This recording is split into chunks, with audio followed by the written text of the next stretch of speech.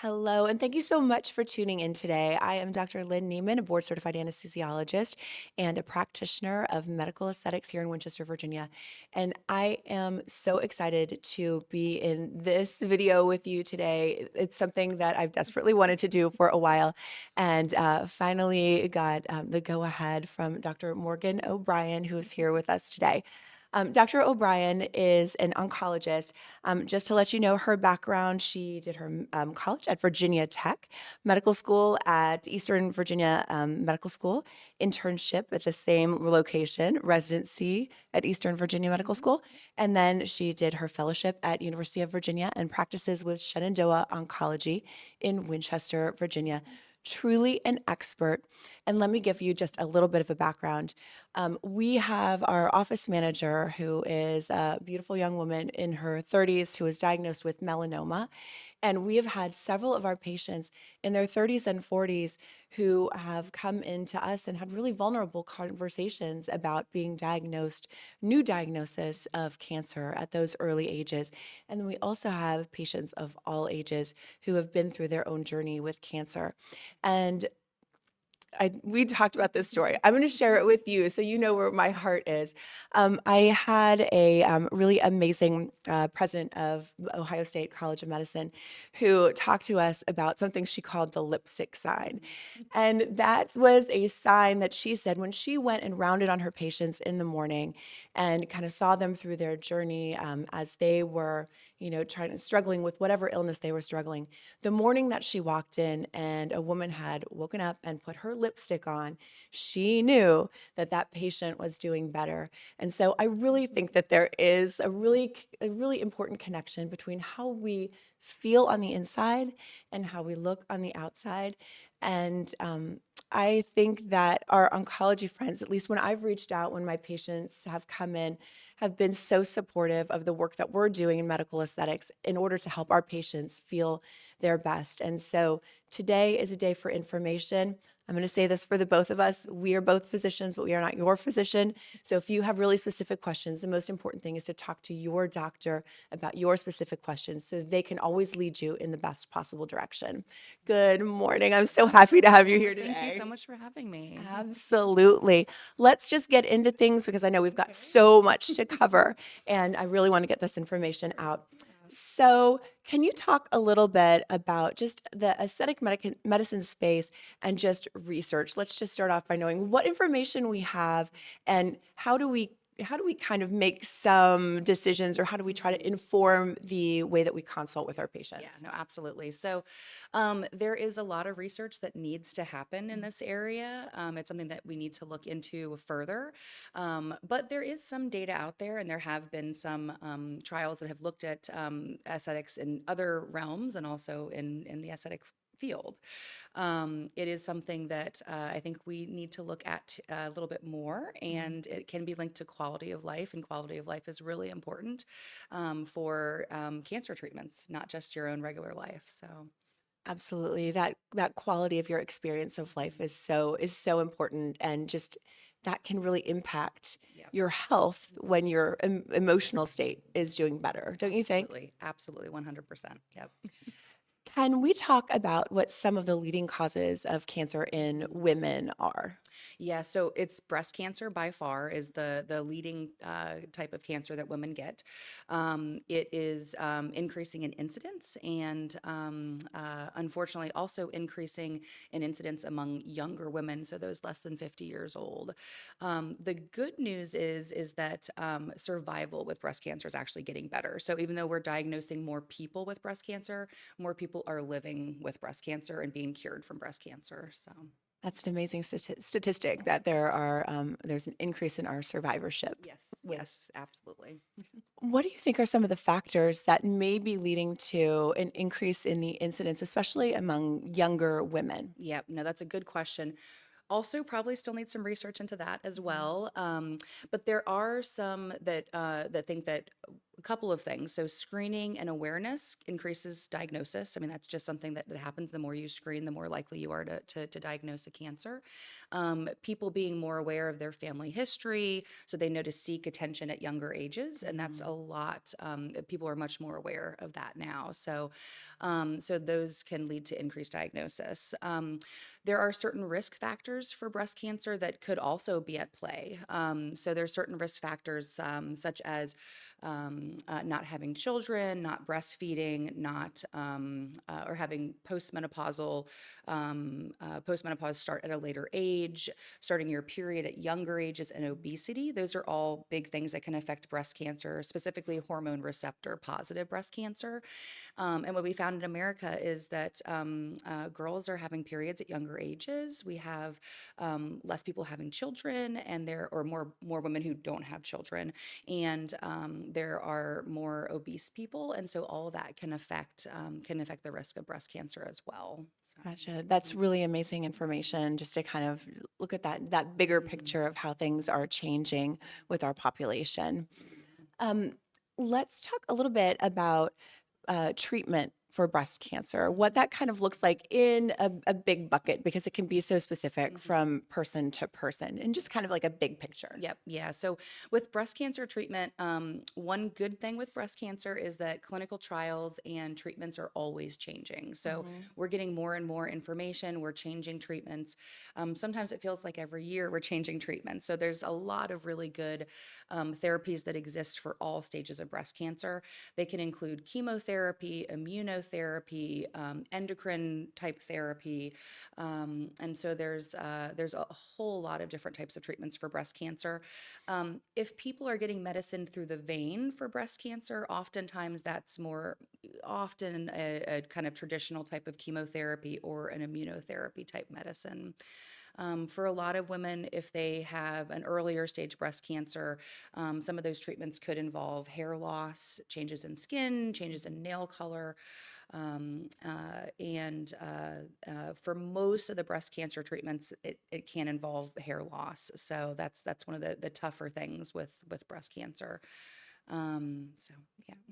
Absolutely. Well, and our hair is one of those really important, I think, defining characteristics of a lot of women, whether or not they wear it short or long. It really can affect the way that someone Absolutely. feels about Yeah. themselves. I mean, it can be a constant reminder for people that they're undergoing cancer treatment Mhm. or that they are a survivor of cancer, and that can affect their body image and make them feel worse. So it's definitely something that's super important to address and to talk about. You know, it's not just hair loss. It's really important for people to understand what a patient's going through when they experience something that's so dramatic. When you do have hair loss with a cancer treatment, typically that's associated with the chemotherapeutic agent that you are, using to treat the breast cancer. What is the typical cycle of that in terms of when your hair regrowth may start again? Yep, no, that's a good question. So usually it starts if you're getting the chemotherapy portion. Mhm. So, it'll start after the hair growth will start after that last cycle. You still might be getting medicines through your vein that might not affect hair loss, and so your hair may grow during that period. But usually if it starts growing, it'll be a very slow growth, but it won't be until weeks after that it even starts growing. And for most people, it does grow back. Yeah. And a lot of times the hair will grow back a tiny bit different It can than it be, yes, did but what yes. before you had the hair loss. So sometimes straight hair can be curly or the Exactly. color Yep. may just be slightly different. And so that's certainly Yep. something to expect. Yes, At least yep. that's been my Yes, no, that's absolutely right. And it's some patients really enjoy the change because they always wanted curly hair or, Mhm. the color of the hair has changed. And there are also ways to try to avoid hair loss as well. So there are cooling caps that exist, Mhm. and some providers can help with that and help patients to try to avoid that. And it's something that can add a little bit more, makes it a little bit more complex to do the treatment. But for those who really, really want to try to keep their hair, there are options. That's a fantastic thing. With the cool capping, what is the success rate of keeping the hair? Do you Do you know offhand? Actually, I'd have to look that up. Okay. I do believe it's actually pretty successful, Mhm. but I am not sure exactly what the data shows behind that. That's okay. Sorry. No, that's okay. We offer some hair restoration services at Blossom Medical. One of the things that we offer is something called Carolase. That is basically a laser-assisted drug delivery. So we do make small little microchannels and offer an exosome or a growth factor afterwards that can stimulate that hair follicle to Mhm. grow. And of course, that's something that we always, whenever we have a patient who is done with their chemotherapy treatments, we always reach out to their oncologist to get the okay and the go ahead that it's okay to safely apply those kinds of products to our patient's scalp. Do you have any opinions on using like those sorts of treatments or when it would be safe? And I guess the follow-up question is going to be maybe you could talk about some of the concerns with growth factors and Mhm. exosomes, and we can get into that Yeah, no, conversation. absolutely, absolutely. So, one, I think it's important to know that the answer isn't always no. I think people are sometimes afraid to ask. They feel vain. They feel like they shouldn't be thinking about these things, but people are thinking about it, and it's okay to ask. So do not hesitate to ask your oncologist about these things. I'm gonna speak up for all of the oncologists, everyone in your profession. Whenever I reach out from our aesthetic medical practice, we are met with the kindest physicians who they are advocates for their patients and their patients feeling good about themselves. So do not be afraid to ask. Yeah. Um, I'm gonna be a cheerleader for our oncologists Thank here. you. They're Thank amazing. you. Thank you. So when it comes to a lot of those procedures, if you are done with systemic therapy or done with any kind of medicines related to your cancer treatment, you usually can do most things. So a lot of those things can be done safely. Important things are just making sure you're not immunocompromised and that enough time has allowed for healing for the body and things like that. It's something that absolutely can be done, but again, you need to have a discussion between what you're actually undergoing and how it can be affected by treatment. Anything we do has toxicities. I mean, obviously, anything chemotherapy related, but also anything, if you put a needle in someone, even if it's just a little injection, there's always toxicity. So those are things to be cognizant of, but it's something that can be done. Mhm. Mhm. That's a wonderful option, I think, Mhm. for people when it's the Absolutely. right thing for them. We have packaged exosomes. We also Mhm. do platelet-rich plasma here, Mhm. and so all of those products that are out there. So exosomes, platelet-rich plasma. Some people have heard of things like vampire facials, or they've heard of hair regeneration by Mhm. injecting platelet-rich plasma. All of those things have growth factors to them. Growth factors are signals that our bodies use to kind of start cells in their Mhm. dividing and their growth cycle. And so whenever we give messages to the body for a growth cycle, I always cautious Mhm. about what things we're turning on here. And so Mhm. maybe do you have any opinions or just kind of this again, area of not a lot of research. So, Mhm. do you have opinions about just the efficacy or maybe any concerns or not concerns that you have in this Yeah, area? yeah. No, this is a tough one because there really isn't a lot of data. There haven't been a lot of, head-to-head clinical trials that have looked at whether there's a true link between growth factors and cancer.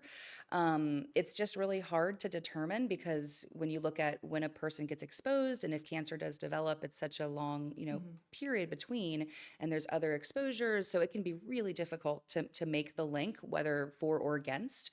Now, with that said, when it comes to the growth factors, if they're being placed on the skin, a lot of people think that they're too big to kind of penetrate deeper into the body. Mhm. And so are plenty of people who do not think that it's related or could really be absorbed and cause cancer. Mhm. But again, with that said, we do need research to look into that.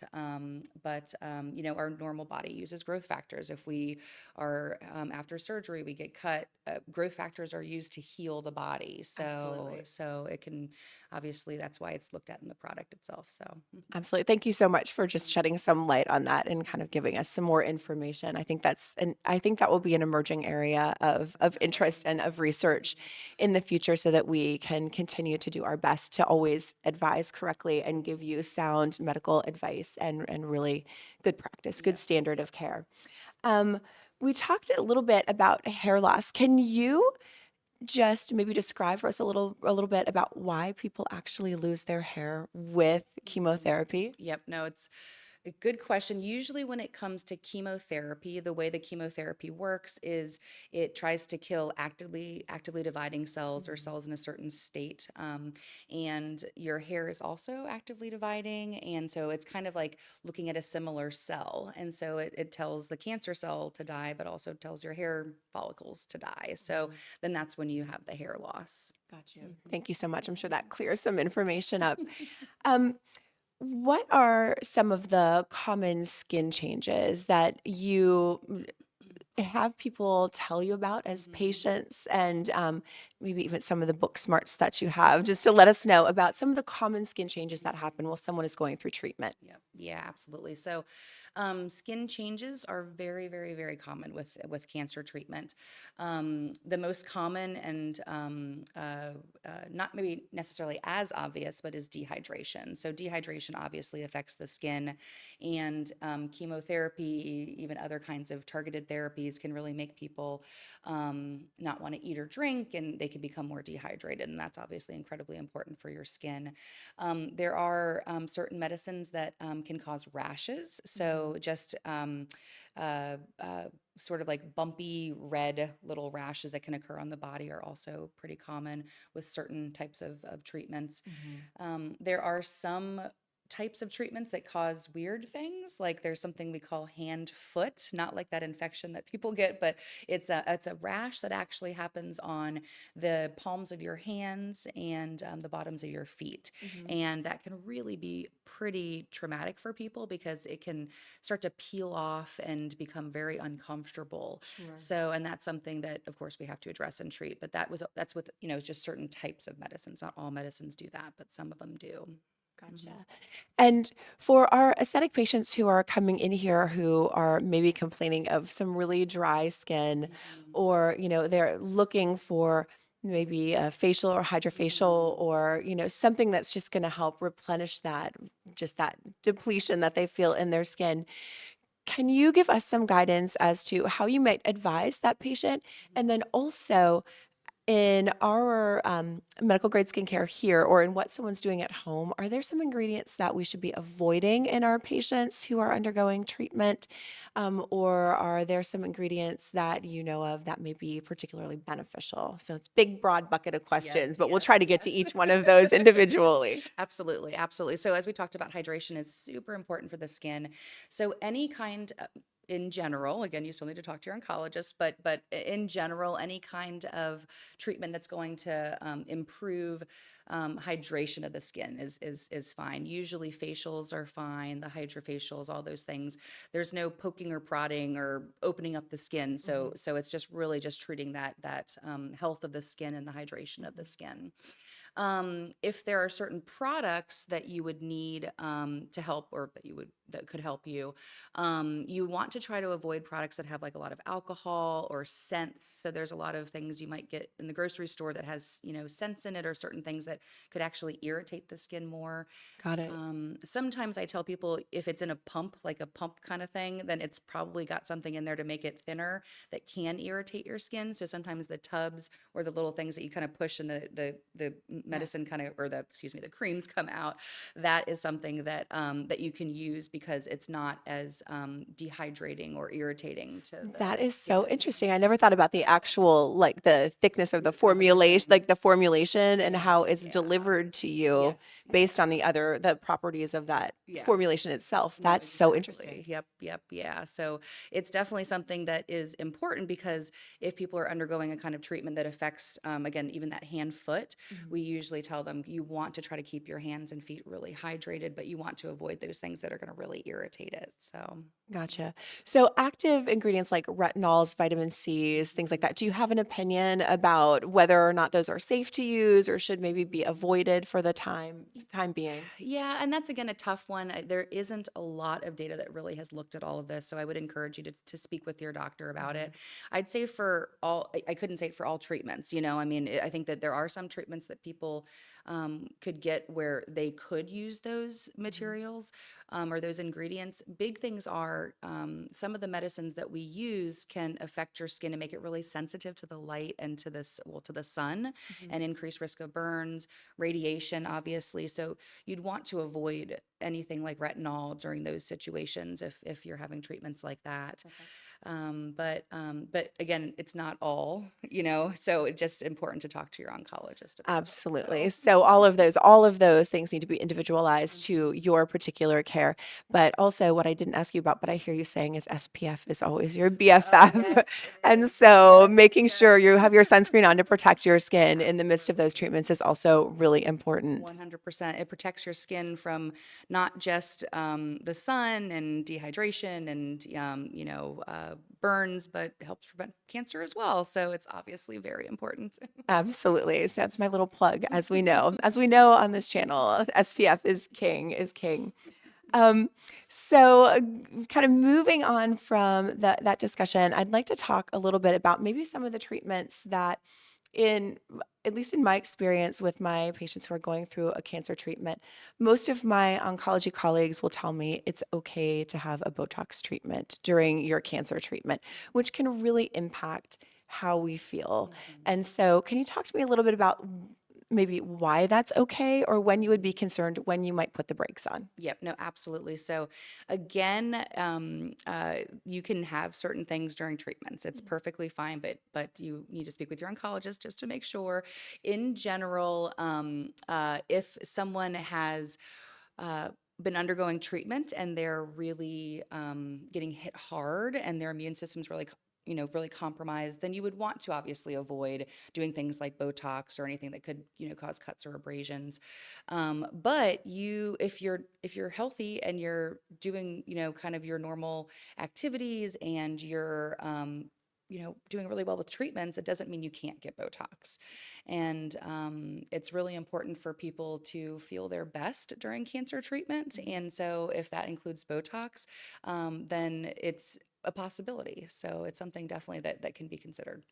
And have you seen in your practice a correlation between that, just how you feel about yourself and how you're doing in your treatments in terms of just like appearance? And can you speak to that a little bit about how you've experienced that as a physician watching your patients through that kind of place in their life? Absolutely, absolutely. See it firsthand. And we've also looked at it in clinical trials in Mhm. regards to quality of life. So, a positive body image is a really, really good thing, and it affects your quality of life. It improves your quality of life. And appearances can affect that. Women, we beat ourselves up a lot. And when you're getting cancer treatments, you're also getting beat up by the treatments. So, Absolutely. so it's one of those things where if that is something that's important, it's not vain and it's perfectly fine to want to look better. And if people look better, they're going to feel better. If they feel better, they're going to do better. I mean, they're going to do better during the treatments, they'll do better in survivorship. And so I think it's something that's super important for quality of life. Clinical trials now, there are more and more clinical trials that are not just looking at how effective drugs are, but are looking at the patient's quality of life while they're going through it. So I think this is something that definitely is important and that we're going to hopefully be doing more, evaluation into. That is so impactful that the oncology specialty, but that you are naming for the people who are watching this today. That fact that that quality of life is important, and that you said the words that came out of your mouth was that it's not about vanity. Mm-mm. And so I think just really truly letting people know that this is not a shortcoming, it's not about Mm-mm. being vain, but it really truly is linking that quality of life and quality of health with how you feel about your appearance being a sliver, but then that being able to positively impact how you do through your treatments. That's such a powerful takeaway from today that I'm so like, I'm just like, that really touched me when you said that. And I know that that's going to touch some people who are listening as you put that together. It's not a deficiency in you to want to feel your Exactly. best. And that is, I just thank you so much, Dr. O'Brien. That's like such a powerful message for, I think, anyone who's listening to take away. That's going to be like, that's my takeaway from today. That's like amazing. I'm going to shift gears a little bit and talk about some other things that we do hear, and some patients have asked us about it, and that's filler treatments. Mhm. So to me, I always think of filler treatments as a permanent implant. Mhm. And under the best of circumstances in the operating room, in the rest of medicine, we only do an implant in a place that we know that someone is going to heal well. Mhm. So, from an immune state, Mhm. we want to make sure that person is at their healthiest. So, Mhm. typically, for my patients who are undergoing active treatment, I say no permanent implants until you're through that treatment. But can you talk Mhm. a little bit about the safety and kind of what your recommendations would be for your patients? Yeah, absolutely. So again, the answer isn't always no, which some Mhm. people think, but you're right. It's usually better to not be undergoing active therapy with fillers. Sometimes there can be an increased response of your immune system to anything that gets put into your body or like a Mhm. foreign body reaction.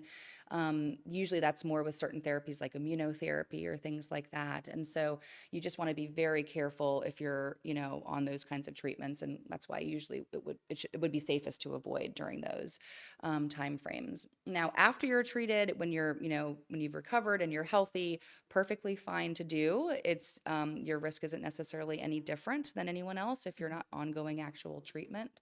And it's something that some places actually do to help people after they've had cancer treatments. So if you have certain scars or there's Mhm. certain things they can help with fillers to help people if they've had certain treatments to their head and neck area. So there are definitely people that can feel better because they can look closer to what they were pre-treatment after treatment. So Yeah, and that's so important. Just like mhm. feeling like yourself Yes, yep, is such an important yeah, piece of the puzzle, I yep. would say. Um, that's really interesting though. That's so is that in the oncology space itself, or is that in Usually concert with our plastic plastic surgeons, surgeons. plastic Yep, surgeon it's usually colleagues? Yeah, plastics. that's Yeah. fantastic. Hmm. That's Hmm. fantastic.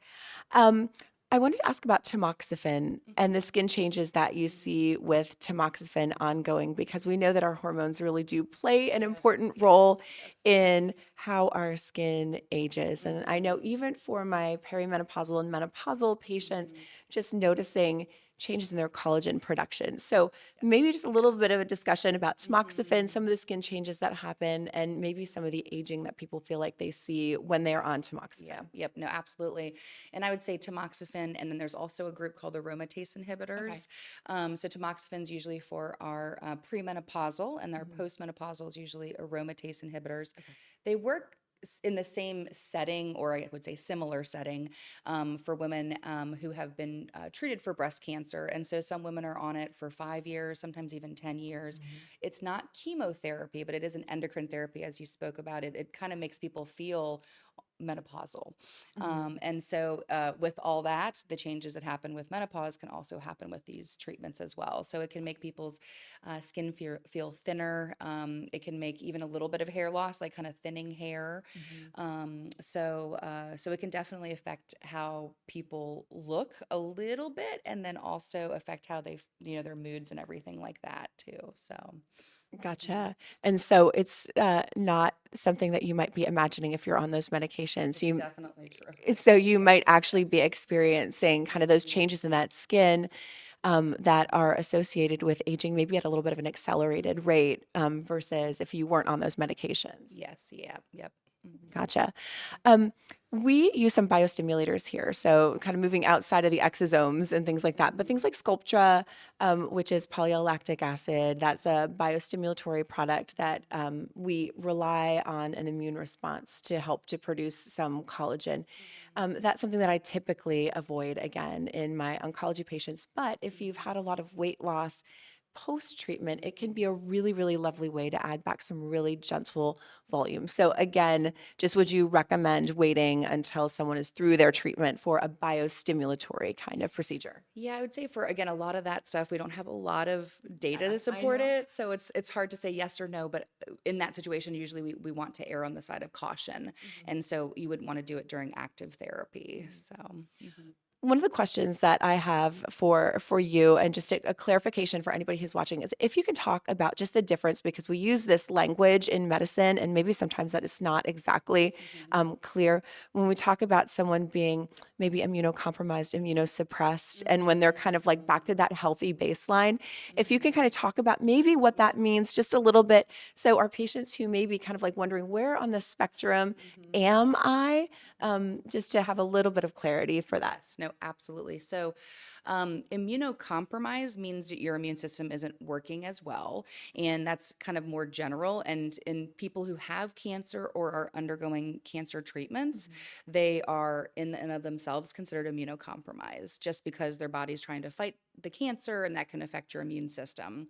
Immunosuppression is usually specific to what your cells that fight infection are actually doing. So if people have really low white blood cell counts, which Mhm. help fight infection, that would be immunosuppression. So if you're at a certain level, you're at an increased risk of infection, Mhm. even more so than an immunocompromised person. And there are certain infections, depending on where you're at with that immunosuppression, as to how risky it is for you to get certain infections. Mhm. So when it comes to when you're that, so immunosuppression usually is linked to treatments that can affect the white blood cells, and so it might be at a certain time frame after your treatment. So again, important to talk to the oncologist. When is that? And for many people, you get chemotherapy once every few weeks or so. Your immune system really kind of plummets in the middle of that, and then starts to kind of recover after that. So right before you get the next dose, your body should have recovered. Again, you're immunocompromised because you're getting treatments, but your numbers might be better, so you're not immunosuppressed, if that makes sense. Yeah, I got it. Mhm. Thank you so much for clarifying that just a little bit. Um, One last question that I have for you, for any of my aesthetic medicine colleagues who may have a patient who walks into your office and they are wanting a treatment to really feel a little bit better on the inside about themselves. Should we ever hesitate to reach out to our oncology colleagues and friends and ask them about questions? Do you find these to be a sort of nuisance consultation, or do you welcome these consultations? We definitely welcome the consultations. Absolutely. So again, we want people to feel better. If they feel better, they're going to do better, and their treatment's going to be more successful. So don't ever hesitate to ask us questions. Patients, please don't hesitate to ask your doctor.